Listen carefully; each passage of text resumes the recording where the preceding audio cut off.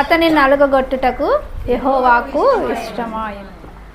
12లో మధ్య నుంచి అతిక్రమం చేయువారిలో ఎంచబడిన వాడాయను. అనేకుల పాపమును భరించుచు తిరుగుబాటు చేసిన వారిని గురించి విజ్ఞాపన చేశాను. ప్రేమ అలాగే చేసింది. చిన్న ప్రార్థన చేసుకున్నాం. మహోన్నతుడా, మహాగణుడా, నీ ఘనమైన నామమును బట్టి వేలాది వందనాలు, స్తుతులు, స్తోత్రాలు తండ్రి. ఉదయకాలం సెక్షన్లో మీరు తోడుగా ఉన్నారు. మా ఆత్మీయ జీవితాలకు అవసరమైన మాటలు మీరు అందించిన విధానమును బట్టి స్తోత్రాలు. కొంతసేపు ప్రభువా అలసట తీర్చుకొని మరలా నీ పాద సన్నిధికి చేరి రావటకు మీరు చూపిన కృపను బట్టి నీ స్తోత్రాలయ్యా. మరి వలే నీ పాదాల యొద్ద చేరి ఉండగా ఏ మాటలు మా ఆత్మీయ జీవితాలకు అవసరమో మీరు అందించండి. నీ సిలువ చాటున మరుగుపరచండి. పాపికి రక్షణ, విశ్వాసికి పురుకొల్పును, ఉజ్జీవను కలుగు చేయమని సిరియా జీవితంలో మాతో మాట్లాడవలసినవి నీవే మాట్లాడి మహిమ, ఘనత, ప్రభావములో పొందమని మా ప్రభును మా రక్షకుడైన యేసుక్రీస్తు నామమున అతి మిక్కిలుగా వినీలమై వేడుకొని ప్రార్థన చేస్తున్నాం తండ్రి, ఆమేన్. మరొకసారి పరమగీతములు 8:6 ప్రేమ మరణమంతా బలవంతమైనది కదా. యేసుక్రీస్తు మనను అంతగా ప్రేమించాడు కాబట్టి నిలువెల్లా శ్రమలు, నిలువెల్లా దెబ్బలు కదా. 1 తక్కువ 40 దెబ్బలు కదా. ఎన్ని మార్లు?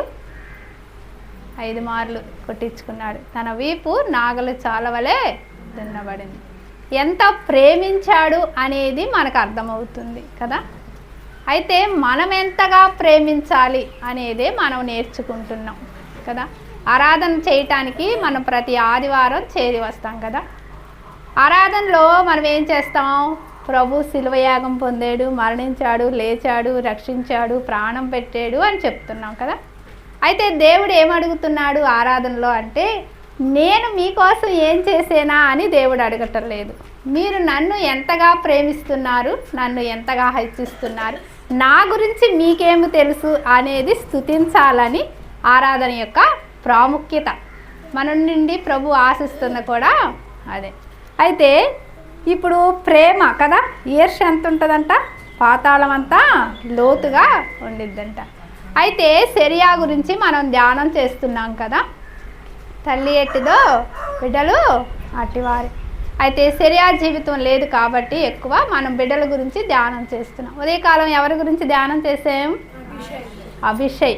అభిషయ్ అనగా అర్థం దానమునకు తండ్రి, అంటే హెల్ప్ చేసే గుణం, దానం చేసే గుణం. తన దగ్గర ఉన్నా లేకపోయినా లేదా ఉన్న దానిలోనే తన కోసం తానుగా ఉంచుకోకుండా దానానికే తండ్రిగా పేరు పెట్టింది.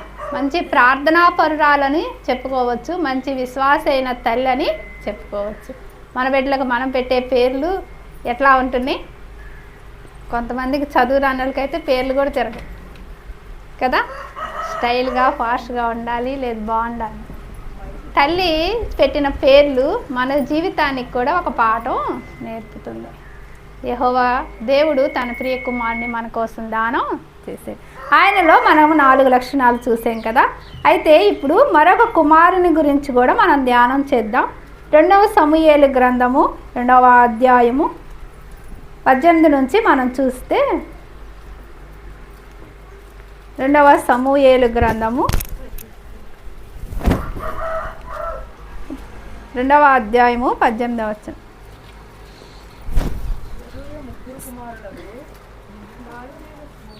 సిరియా 3 కుమారులకు యోవాబును, అబ్షైను, ఆసాహేలును అచ్చట నుండిరి. ఆసాహేలు అడవి లేడంతా తేలికగా పరిగెత్తగలవాడు. అతడు కుడి తట్టైనను ఎడమ తట్టైనను తిరుగుక అబ్నేరును తరుముచుండగా అబ్నేరు వెనుకకు తిరిగి, నీవు ఆసాహేలువా అని అతనిని అడుగగా అతడు, నేను ఆసాహేలునే అనెను. ఇక్కడ ఏం కనిపిస్తుంది? ఆసాహేలు. ఆసాహేలు అనగా అర్థం ఏంటంటే దేవుడే నా కర్త లేదా దేవుడే చేసెను. ఏంటి? లేదా దేవుడే చేసెను. ఇప్పుడు ఆ పేరుకు తగినట్లుగా ఈయన ఏం చేశాడు అనేది మనం చూద్దాం. ఇక్కడ ఇంకా సిరియా కుమారుడు ఆసేహేలు గురించి ఇంకెక్కడా రాయబడి ఉండదు, ఈ అధ్యాయంలోనే రాయబడింది. మీరు తర్వాత ఇంటికి వెళ్ళినాకైనా ధ్యానం చేయండి. ఆశాహేలు ఎవరంటే ఈ ఆశాహేలు ముగ్గురులో చిన్నవాడు. ఎవరు? చిన్నవాడు. బైబిల్లో చిన్నవాళ్ళకి విశేషత ఉంది, ఉందా? ఏముంది చెప్పొచ్చు? చిన్నవాళ్ళు క్విజ్ మీద మనసు పెట్టకుండా వాక్యం మీద మనసు పెట్టండి. ఏముంది? ఎక్కువ ప్రేమింపబడతారు. తర్వాత దేనికైనా ఇప్పుడు దావీదు చిన్నవాడు, యోసేపు చిన్నవాడు, తర్వాత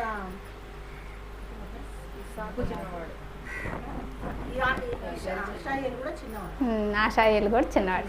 అంటే బైబిల్లో చిన్నవాళ్ళకి ఒక ప్రత్యేకత ఉంది. ఈ ముగ్గురు చిన్నవాళ్ళలో ఇప్పుడు ఆశాహేలుకున్నంత ప్రత్యేకత వారిద్దరికి లేదు. ఏంటిది ఆశాహేలుకున్నంత ప్రత్యేకత?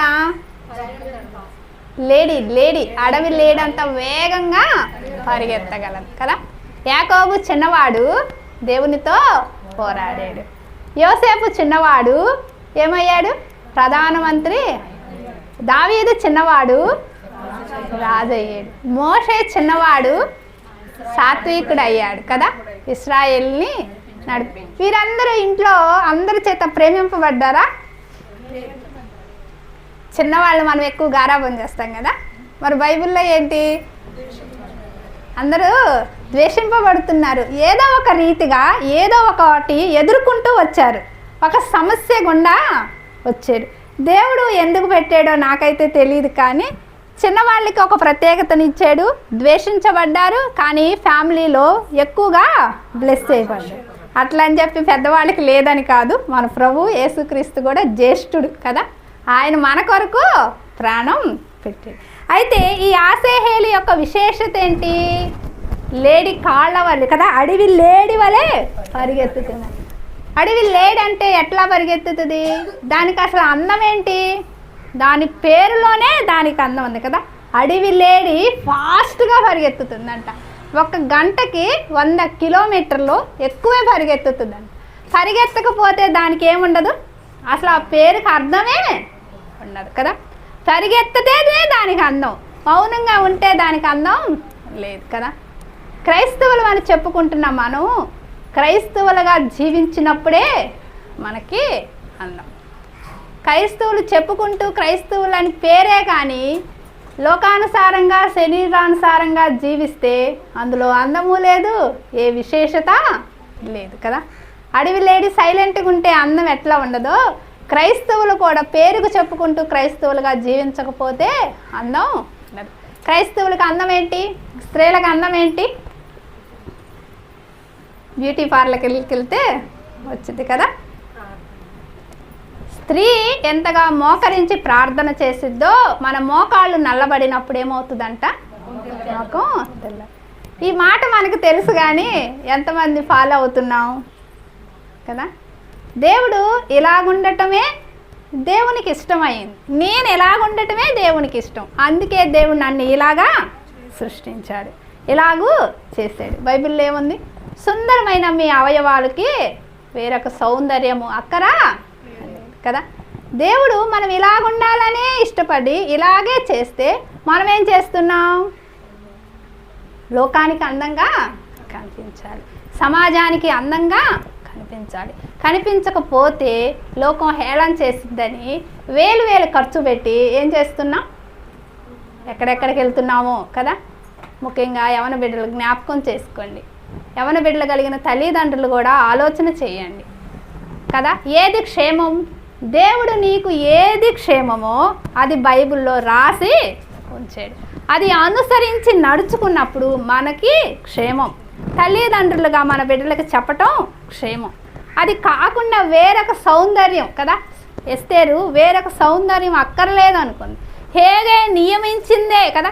మిగిలిన వారందరూ ఏం చేశారు? అది కావాలి ఇది కావాలని తీసుకొచ్చి ఎంత సంవత్సరం 1 year రెడీ అయ్యారు. ఎస్తేరు ఏమన్నా అధికంగా అడిగిందా? లేదు. ఎంతవరకు నియమించారో అంతవరకు. నీట్గా ఉండాలి, మంచిగా ఉండాలి, వస్త్రధారణ బాగుండి, మనిషి బాగుండాలి. అంతేకాని లేని అందాన్ని కోసం ప్రయాసపడొద్దు, ఖర్చు చేయొద్దు. దేవునికి ఇష్టం లేని క్రియల వైపు మనం కూడా వెళ్ళొద్దు. క్రైస్తవులుగా ఉన్న మనం మన వస్త్రధారణలో, ప్రవర్తనలో, మాటలో అన్నిట్లో మాదిరిగా కనిపించాలి.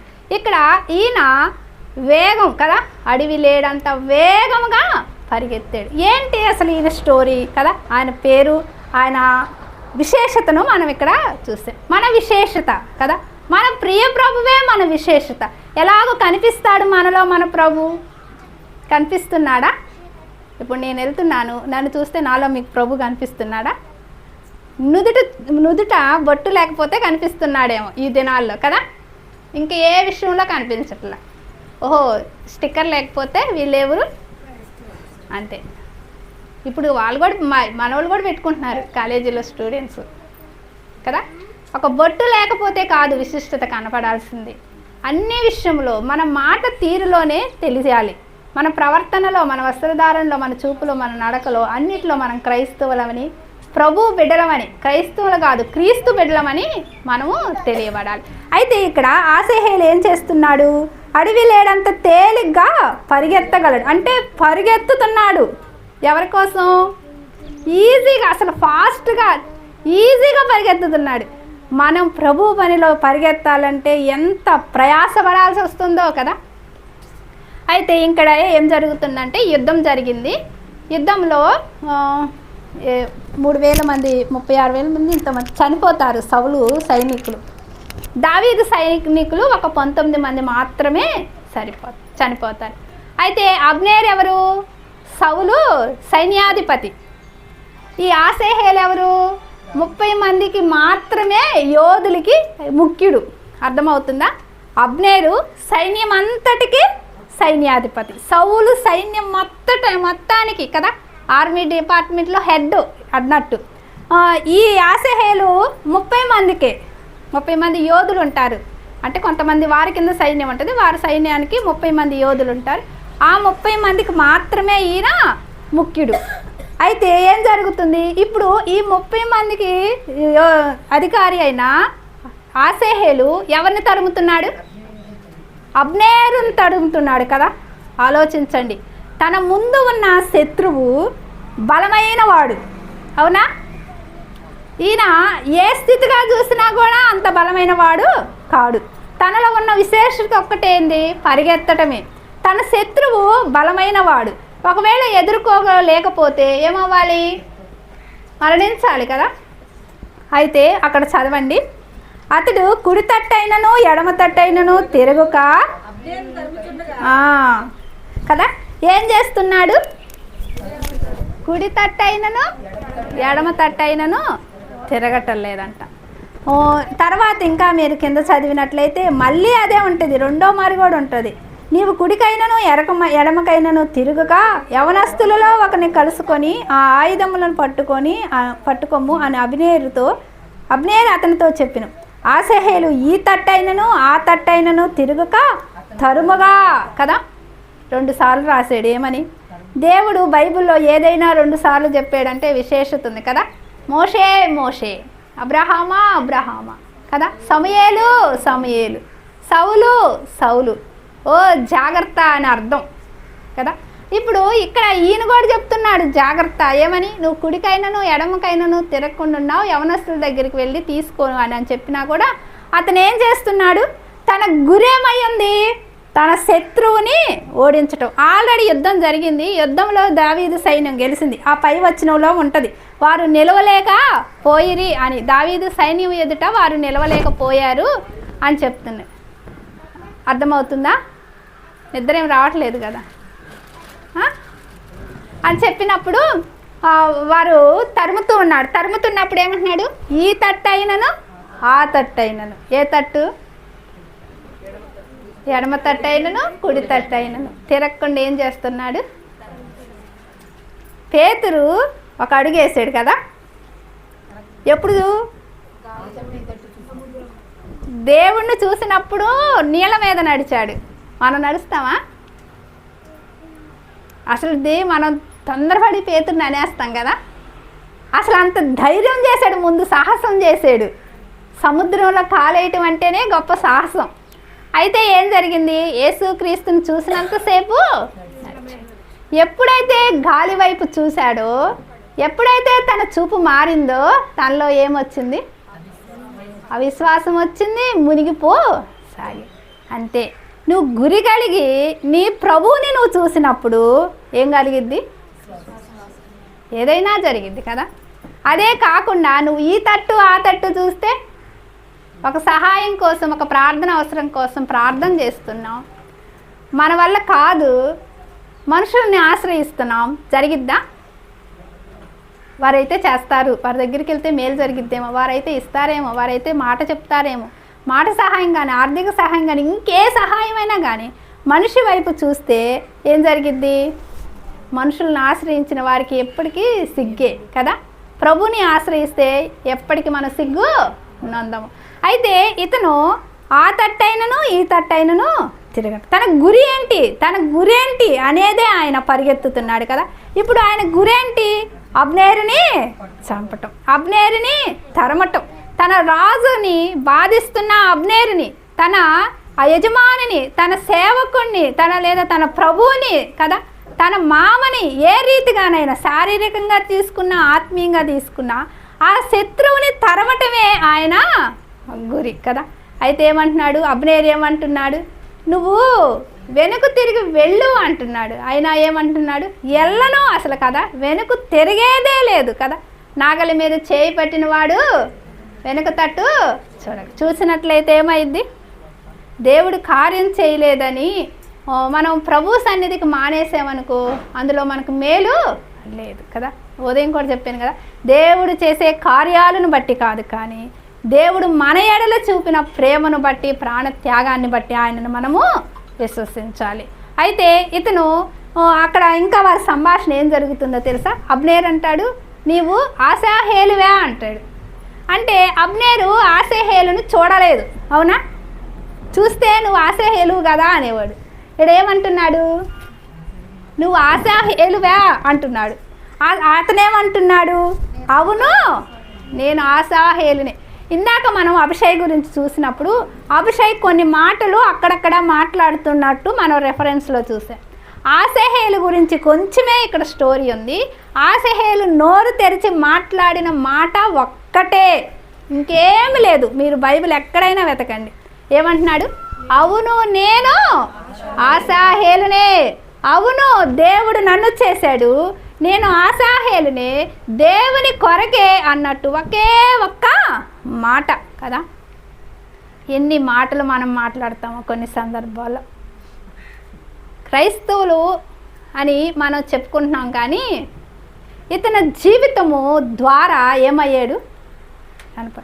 అప్పటి వరకు రూపాన్ని చూడని అబ్నేరు, స్వరాన్ని లేదా అతని గురించి విన్న అబ్నేరు నీవు ఆశాహేలువా అని అంటున్నాడు కదా. అంటే మనం కనబడాల్సిన అవసరం లేదు కదా. ఆశాహేలు అబ్నేరుకు కనిపించలేదు ఎప్పుడు. ఏమైంది? తన పేరేమైంది? తన విశేషత ఏమైంది? తెలిసింది కదా. శత్రువైన అబ్నేరుకి ఏం తెలిసింది? ఓ, ఆశాహేలు అనేవాడు అక్కడ ఉన్నాడు కదా, యోవాబు తమ్ముడు, దావీదు సైన్యములో అతడు అడవి లేడంత ఫాస్ట్గా పరిగెత్తగలిగిన వాడు, దావీదు కోసం జీవిస్తున్నాడు అని అతని యొక్క విశేషత ఏమైంది? తెలిసి ఉన్నది. మొహం చూడని అబ్నేరు ఏమయ్యాడు? అతని పేరును బట్టే అతన్ని ఏం చేశాడు? గుర్తించాడు కదా. నా జీవితాన్ని బట్టి గుర్తిస్తున్నారా? అసలు మనం విశ్వాసులం అని, విశ్వాసరాళ్ళు అని కనీసం ఇంట్లో మన భర్త, మన బిడ్డలు, మన బంధువర్గం, మన సమాజం, మన వీధిలో ఉన్నవారు ఎలాగ గుర్తిస్తున్నారు? ఆ ప్రత్యేకత కనిపిస్తుందా మనలో? కనిపిస్తే మంచిదే, క్షేమం, ప్రభుని స్తుతిద్దాం. ఇంకా ఏమైనా లోటుపాట్లు మనం సరిచేసుకోవాల్సినవి కదా, ఆలోచన చేద్దాం. నీ ప్రవర్తనను బట్టి, నా ప్రవర్తనను బట్టి మనని గుర్తించాలి ప్రభు బిడ్డలని. అయితే ఆయన నేను ఆశాహేలునే అన్నాడు. తను మాట్లాడింది ఒకే ఒక్క మాట. మాట్లాడటానికి మనం ఏం చేయాలి? నిదానించాలి. వినటానికి వేగిరి పడాలి. వినేవారంగా, లోబడేవారంగా ఉండాలి కదా.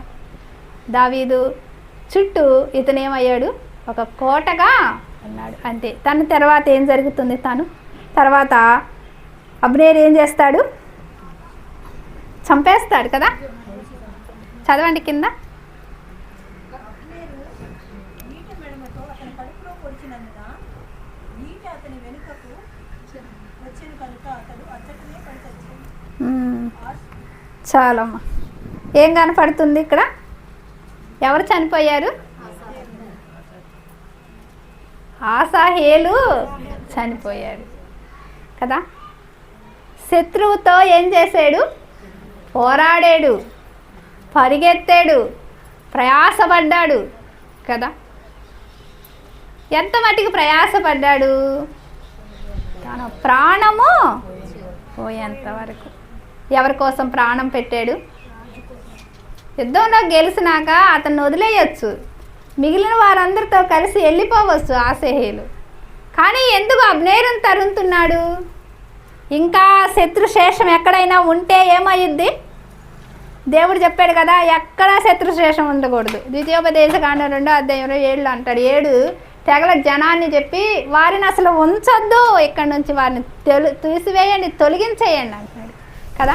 వారి వల్ల నష్టం ఉంటుంది, భద్రత ఉండదు, ఇశ్రాయేల్ ప్రజలకు క్షేమము కలగదు కదా. తర్వాత వారు వినకుండా చేశారు, కానీ తర్వాత వారు వివాహాలు చేసుకోవటం ఎజ్రా గ్రంథంలో చివరిలో చూస్తాం చాలా సంఘటనలు. మీరు అన్నీ ఎరిగి ఉన్నవారని నేను నమ్ముచున్నాను, మీకు దాని గురించి అంత వివరణ అవసరం లేదు కదా. ఇక్కడ ఏం చేస్తున్నాడు? ప్రాణమైనను అసలు పెట్టేసాడు అంతే. తన త్యాగం కదా. ఇప్పుడు తల్లి ఎంత దుఃఖించాలి? ఇంట్లో బిడ్డలకి ప్రభు కోసం మనం ఇలా జీవించాలి అని చెప్పే తల్లులుగా ఉన్నామా మనం? యవనస్తులు మంచి డెసిషన్ ప్రభు కోసం తీసుకునేవారిగా ఉంది. ఇతను కూడా యవనస్తుడే కదా. వారికి అసలు వివాహాలు అయినట్టు, కుటుంబం ఉన్నట్టు ఏమీ రాయబడలేదు. వారు రాజ్యం కోసం, రాజు కోసం, ప్రజల కోసం వారు చేశారు. ఉదయం చదువుకున్నాం కదా, అబ్షయి యోవాబు ఏమంటున్నారు? ఒకరినొకరు మనం ఆదుకుందాము, మంచేదో చెడేదో దేవుని దృష్టికి ఏది మేలో అది దేవుడు చేస్తాడు కదా. నా జీవితాన్ని ప్రభు దృష్టిలో పెడితే, ప్రభు చిత్తానికి అప్పగించుకుంటే మేలేదో కీడేదో ప్రభువుకి అప్పగించుకుంటే ప్రభు చేస్తాడు. మన ఇష్టానుసారమైన ఆలోచన కాకుండా, మన సొంత తలంపులు కాకుండా కదా. ముఖ్యంగా యవనస్తులైన బిడ్డలు ఆలోచన చేయండి, ప్రభు కోసం మనం ఎలాగో జీవిస్తున్నాం. ఇదే సరైన సమయం, ఈ వయసులో ప్రభు గారు జీవించటం మేలు. అయితే ఇక్కడ చూడండి ఏమంటున్నాడు? తర్వాత అతను చనిపోయాడు. ఆ మధ్యలో అంటాడు, నేను నిన్ను తరిమి నిన్ను చంపితే నీ అన్నయ్య యోవాబుకు నేను ఎలాగో మాకు చూపించగలను, నువ్వు తప్పుకో అని అంటున్నాడు. అయితే నేను తప్పుకోను, అటైనను ఇటైన, కుడివైన ఎడమైనను తొలగకుండా పరిగెత్తాడు కదా. పౌలు పరిగెత్తాడు ఎవరి కోసం? నేను మంచి పోరాటము కదా. మన పోరాటం ఎవరితో? మన పోరాటం చూడండి, 2 వచనాలు చూద్దాము. కొలస్సీ 4వ అధ్యాయం, కొలస్సీ 4వ అధ్యాయం 12వ వచనం. మీలో ఒకడును క్రీస్తు యేసు దాసుడనైన ఎపఫ్రా మీకు వందనములు చెప్పుచున్నాడు. మీరు సంపూర్ణులను, ప్రతి విషయంలో దేవుని చిత్తమును గూర్చి సంపూర్ణ ఆత్మ నిశ్చయత గలవారునై నిలకడగా ఉండవలనని ఇతడు ఎల్లప్పుడూ మీ కొరకు తన ప్రార్థనలలో పోరాడుచున్నాడు. ఏం చేస్తున్నాడు? ప్రార్థనలో. మనం దేంట్లో పోరాడదాం? పౌలు అంటున్నాడు, నేను మంచి పోరాటము. ఎపఫ్రా దేంట్లో పోరాడాడు? ప్రార్థనలో పోరాడే. మనం దేంట్లో పోరాడుతున్నాం?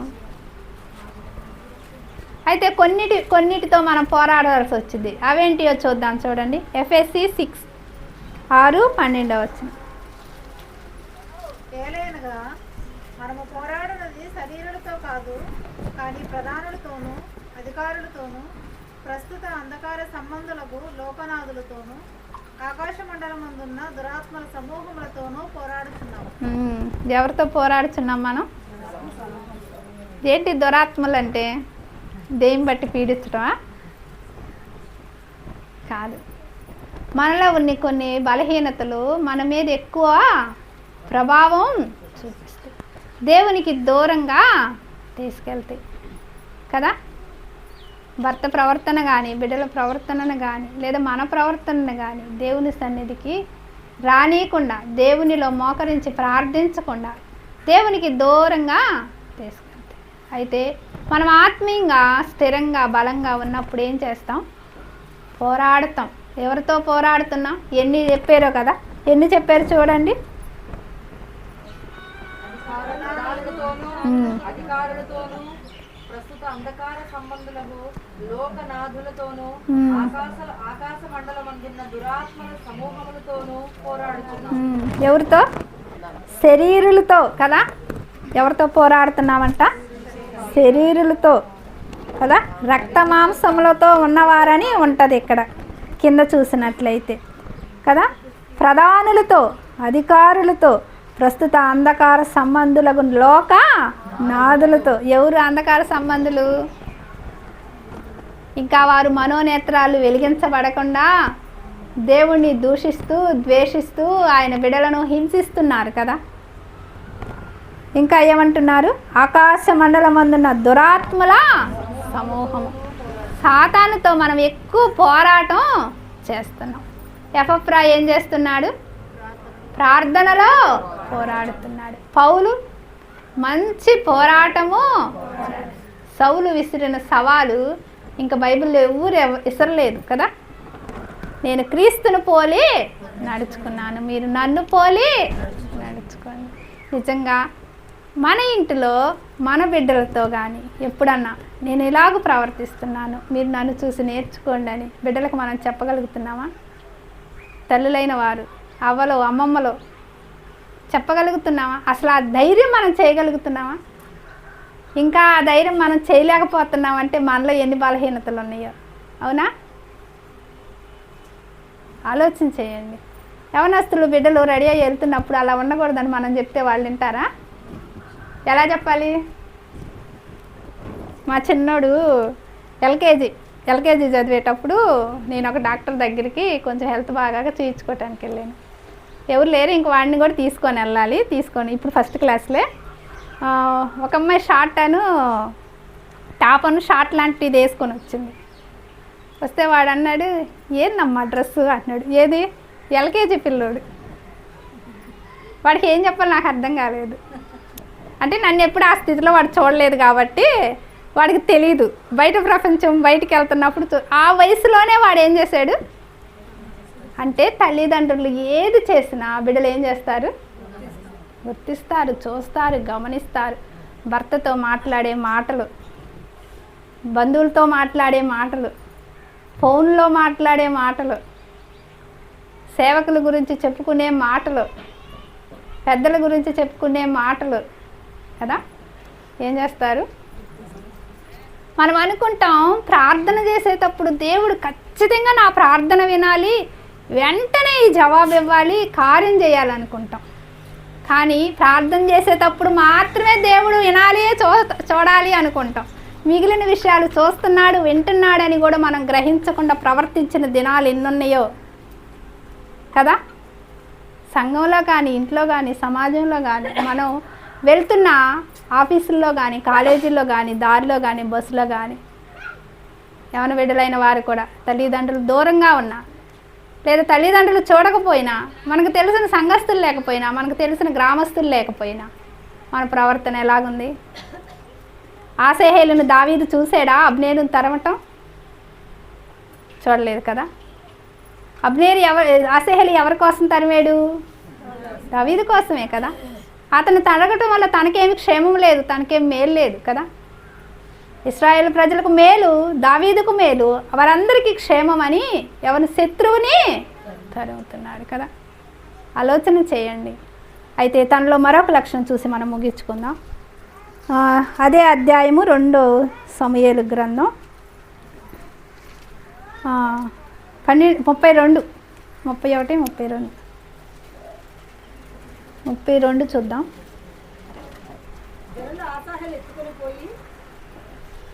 చదువు.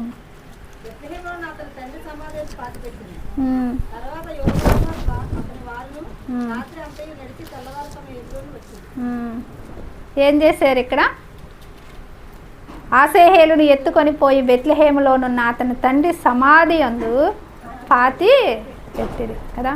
తన సమాధి కార్యక్రమం జరిగింది. ఎక్కడ జరిగింది? బెత్లెహేములో కదా. శ్రేష్టమైన స్థలం. ఎవరు వచ్చారు బెత్లెహేము నుండి? యేసుక్రీస్తు వచ్చాడు కదా. మంచి పునాదులు గల పట్టణం, మంచి పేరు, మన ప్రియరక్షకుడు వచ్చిన పట్టణం. తన తండ్రి సమాధి యొక్క కదా, సమాధి, మంచి సమాధి. మన మరణం కూడా మంచిగా ఉండాలి. తప్పేం లేదు ఇప్పటి నుంచి ప్రార్థన చేసుకోవటం. నేను చేసుకుంటాను, మీరు చేసుకుంటారో లేదో కానీ మన మరణం కూడా మంచిదై ఉండాలి. దేవుడు ఇచ్చిన ప్రతి అవయవంలో ఏది తక్కువ కాకుండా కూర్చిపెట్టడం క్షేమం అంట, మేలంట, బైబిల్లోనే ఉంది కదా. ఇతను సమాధి కూడా ఒక మంచి ప్లేస్లో. నిజంగా తన జీవితము చాలా తక్కువ ఉంది గ్రంథంలో. ఒక అధ్యాయంలోని 4 వచనాల్లోనే ఆయన కనపడుతున్నాడు. కానీ ఆయన జీవిత ప్రభావము ఎక్కువగా ఉంది కదా.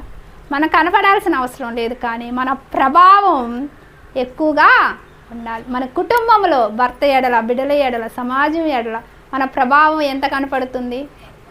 ఆసేహేలు తల్లి సెరియా దేశాన్ని ప్రేమించింది, ప్రజలను ప్రేమించింది, దేవుణ్ణి ప్రేమించింది కదా. దేశభక్తి చూపించింది, ప్రేమ, తమ్ముడి ఎడల ప్రేమ చూపించింది. అక్కగా తన స్థానాన్ని తను నెరవేర్చింది. అలాగే బిడ్డలు కూడా ప్రాణము పెట్టేంతగా ఆమె యుద్ధ నీతి పరురాలనుకోవచ్చు. యుద్ధంలో నీతిని నేర్పింది కుమారుడికి కదా. రాజు కంట ఎదురు శత్రువులు లేకపోవటం మంచిదంట. అప్పుడు రాజు సింహాసనము స్థిరపరచబడిద్దంట. సామెతల గ్రంథంలో ఉంది కదా. చూడండి, ఇక్కడ ఆసేహేలు జీవితము మనకి కనపడుతుంది. అడవి లేడంత ఫాస్ట్గా పరిగెత్తగలిగాడు. ప్రభు పనికై మనము పరిగెత్తాలి. కుడి ఎడమలు తొలగకుండా గురి వద్దకే పరిగెత్తాడు కదా. అయితే మనం కూడా గాలి వైపు, కుడి ఎడమల వైపు, మనుషుల వైపు చూడకుండా దేవుని వైపే చూసేవారిగా ఉందాము. అయితే ఆయన పేరు కదా, ఆయన పేరు మాట ఒక్కటే మాట్లాడాడు. నేను ఆసాహేలునే కదా. నోరు తెరిచి మాట్లాడిన మాట ఒక్కటే, కానీ ఆయన జీవితము ఎక్కువ ప్రభావం చూపించి. మనం కూడా క్రైస్తవులుగా ఉన్నాం. మనం విస్తారమైన మాటలు మాట్లాడాల్సిన అవసరం లేదు. మన ప్రవర్తన ద్వారా ప్రభావితము చేయగలగాలి. అప్పుడే మనకు నిజమైన క్రైస్తవులు, నిజమైన క్రీస్తుని కలిగిన వారుగా ఉంటాం. అతని సమాధి చక్కగా చేయబడింది. అయితే చివరికి తన ప్రాణాన్నైనా తెగించాడు, ప్రాణాన్ని కూడా పెట్టాడు. అయితే మనం మన ప్రభు కొరకు, ప్రభు చిత్తమైతే యోవాబు గురించి, యోవాబు తల్లి గురించి సాయంత్రం ధ్యానం చేద్దాము. ప్రభు మన వీడికి వాక్యాన్ని దీవించునుగాక.